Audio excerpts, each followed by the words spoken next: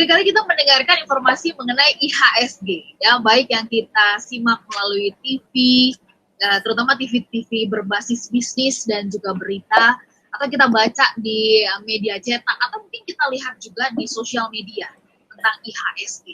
Tapi itu apa sih IHSG itu? Makanan jenis apa begitu ya? Dan kenapa ini seringkali dijadikan sebagai patokan ya pergerakan saham biru kah, atau waktu untuk menjual atau juga membeli, melepas atau menahan saham-saham di pasar investasi kita. Selamat sore Smart Listener dan juga sahabat yang bergabung. Ada saya Lanur Lija yang masih akan menemani Anda sambil saya terus memperkenalkan kepada Anda tim saya yang cantik, jelita, baik hati, tidak sombong ya, namanya Audrey Juwana. Halo Smart Listeners, kembali lagi bersama saya Audrey Juwana di Smart Market Insight. Yes, Smart Market Insight ini Smart Listener bersama-sama setiap Rabu sore kita akan belajar dari sosok yang tidak kalah ya. Kalau tadi saya memuji Mbak Audrey cantik, jelita, ini pasti akan betah deh kalau Anda ngobrol sama beliau. Sosoknya tampan ya, kalau bicara itu wah langsung lah ya, tepat sasaran lah gitu ya, tepat di hatinya, kira-kira kayak gitu ya. Nggak pelit ilmu, dan malah justru beliau paling seneng kalau ada orang yang banyak nanya. Nah ini dia, ini kita seneng nih ketemu sama guru inspirator yang kayak gini nih. Selamat sore Mas Ryan. Selamat sore Mbak Ola, selamat sore Mbak Audrey, dan juga selamat sore kepada Smart Listener dimanapun Anda berada. Iya. Kalau saya tadi nggak lupa bawa kacamata, nggak apa pakai kacamata, kita bertiga nih berbeda trio kacamata loh. Siap. Mas Ryan, yes. Saya sama Audrey penasaran, kan ini sering banget ya, Audrey bahkan ditugasin suruh bacain IHSG gitu. Siaran dia di sore hari tuh. Tapi kemudian nih, di market itu tuh sebenarnya apa yang perlu kita pahami dari dari IHSG ini? So sore hari ini Smart Listener kami akan mengajak Anda untuk membahas mengenai fokus IHSG. Kita mengajak Anda mengetahui, belajar lebih dalam lagi tentang indeks harga saham gabungan. Kenapa mesti digabung-gabung, diikat-ikat kah? Siap. Nah, ini apa sih Mas? Mungkin itu dulu pertanyaan awalnya ya. Kenapa di pasar ini kita perlu memahami ini? Silakan Mas. Baik. Oke, jadi sore hari ini akan saya coba ceritakan bahwa kita mari bayangkan ada satu kelas yang isinya adalah ada 10 orang, lalu semuanya sama-sama ikut ulangan matematika. Ternyata tentunya tidak semuanya akan selalu dapat 10, nggak semuanya juga akan dapat nilai 0. Mungkin ada yang dapat nilai 2, ada yang dapat nilai 8, ada yang dapat nilai 10, ada yang dapat nilai 5. Nanti setelah mereka ujian, maka akan keluar yang namanya rata-rata, betul? Betul. Ya, berarti ada namanya rata-rata kelas. Rata-rata kelasnya misalnya adalah 9. Berarti ketika ada rata-rata kelas 9, tiba-tiba kita bisa bilang, ternyata anak-anak di kelas ini agak pintar-pintar ya. Karena KKM-nya adalah 75 dan ternyata dapat nilai 9 secara rata-rata. Artinya adalah, apakah semua anak di dalam kelas itu semuanya lulus? Belum tentu. Loh kok bisa bilang gitu Ryan? Ya berarti ada saja yang semuanya 10, satu orang ternyata dapat nilai 2. Misalnya 9 orang dapat nilai 10, satu orang dapat nilai 2, maka tetap rata-ratanya akan tinggi. Kenapa? Karena semuanya rata-rata bernilai 10. Sehingga rata-ratanya turun sedikit saja dari angka 10. Nah, saya akan bawa ke dalam pasar saham, di mana saham itu ada yang namanya rata-rata. Di mana rata-rata itulah yang disebut dengan indeks harga saham gabungan.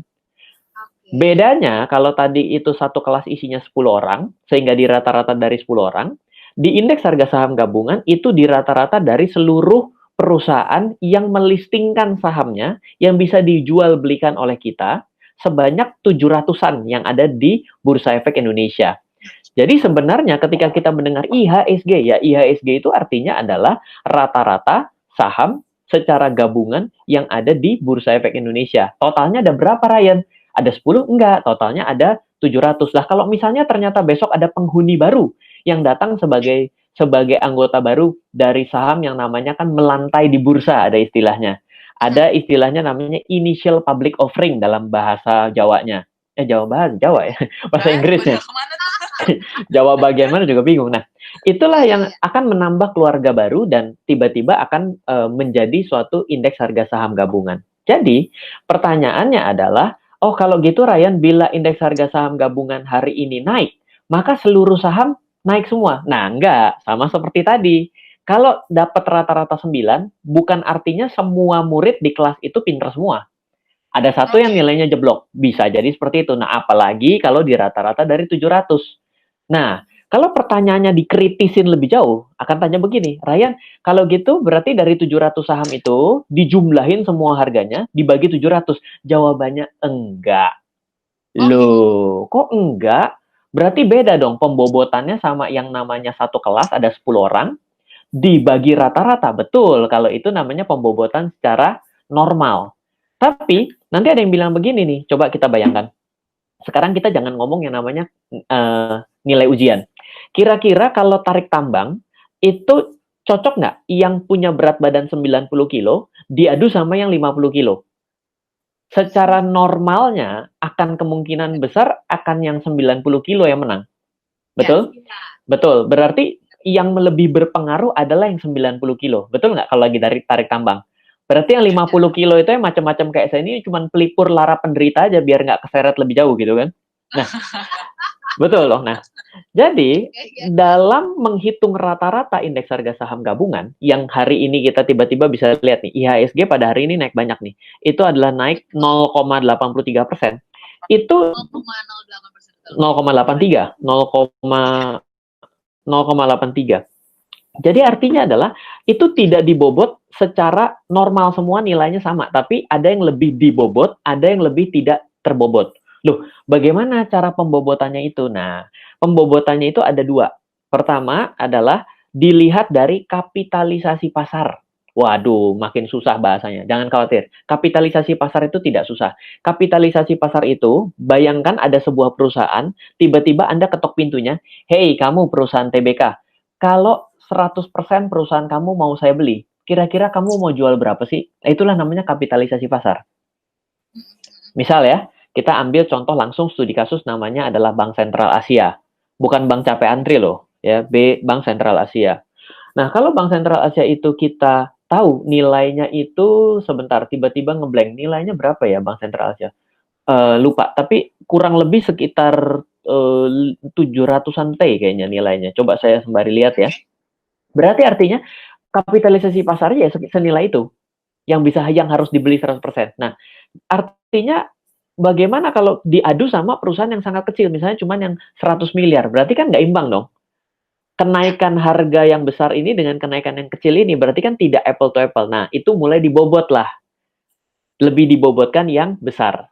Itu versi pertama. Versi kedua, itu diperhitungkan dengan jumlah lembar saham yang beredar. Karena apa? Karena ada perusahaan yang besar, tapi yang disebar dijual ke pasar itu nggak banyak.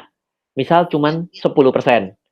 Ryan, boleh nggak kasih contoh perusahaan yang saya kenal sama-sama saat ini, tapi kecil, jumlah share-nya di pasar? Ada, contohnya Unilever Indonesia. Contohnya Sido muncul, itu kecil. HM Sampurna, itu kecil. Tapi kalau misalnya yang besar kepemilikan di publiknya siapa? Ada, namanya Bumi Resources. Ada juga contohnya adalah Bank Rakyat Indonesia. Itu besar kepemilikan pasar. Nah, itu juga bisa dibobot berdasarkan yang namanya market share. Market share sama market cap berbeda. Kalau market cap itu kalau saya mau beli 100%, market share itu kalau saya lihat dari berapa banyak kepemilikan di publiknya. Jadi, itulah yang Mas Ryan ditahan IHSG. dulu penjelasannya. Udah habis nih. Pastinya ini penjelasannya Mas Ryan banyak yang ingin kita gali dan kita tajamkan ya, Mas Ryan dan juga Audrey ya. Wah, ini saya Mas Ryan baru menjelaskan begini aja, saya sudah nyatet banyak pertanyaan nih. Waduh, siap. Jadi dosennya Audrey enak kan dengerin penjelasannya Mas Ryan ya. Iya, jelas gitu ya. Jelas dan analogi IHSG-nya oh gitu ya. Tapi kenapa nggak dibikin aja harga rata-rata aja gitu kan supaya kita lebih paham. Nah, Mudah mencerna Audrey ya. yang biasanya ngebacain IHSG akhirnya dapat pencerahan kan. Ini apa begitu ya. Benar sekali. Betul, kita bahas lagi nanti di sesi berikutnya, Smart Listener. Dan ini masih ada kesempatan buat Anda. Kita kasih kabar gembiranya di tanggal 18 nanti kami akan mengadakan webinar bersama dengan Mas Ryan Filbert bicara tentang gaya hidup dan kemudian juga investasi bernilai ya di masa new normal ini. Banyak orang yang lagi tergila-gila sama emas. Wait, hati-hati karena pemberitaan juga lagi gencar ngasih tahu ini dalam sepekan kemarin atau sepekan ke depan bisa jadi nih harga emas akan turun tuh kan. Baru minggu kemarin tuh Mas Ryan ngomong, hati-hati beli emas, ini jangan-jangan belum puncak ya, ini baru mulai. Audrey masih ingat gak minggu kemarin kan Mas Ryan ngomong gitu ya? Benar, pemberitaan udah muncul nih. Benar, pemberitaan udah muncul yang mengindikasikan ada kemungkinan harga emas akan turun. Ngeri ya. Nah ini artinya kalau kita mau pintar memang harus belajar sama suhunya. Jadi kita mengadakan webinar tanggal 18 ya. Early yang pertama sudah habis, itu di harga Rp350.000, tapi masih ada kesempatan kalau Anda ikutan kelasnya Mas Ryan Filbert ya, dan kemudian Anda ambil yang lainnya, 4 kelas yang lain, Anda cukup bayar Rp500.000 ya. Jadi kalau per kelas Rp150.000 harga normalnya, ini early bird yang kedua Anda cukup membayar Rp500.000. Ketik nama Anda, kemudian spasi DWM, kirim ke 0821-2345-9590. Sekali lagi ke 0821-2345-9590. Kita jeda sesaat, tetap bersama kami.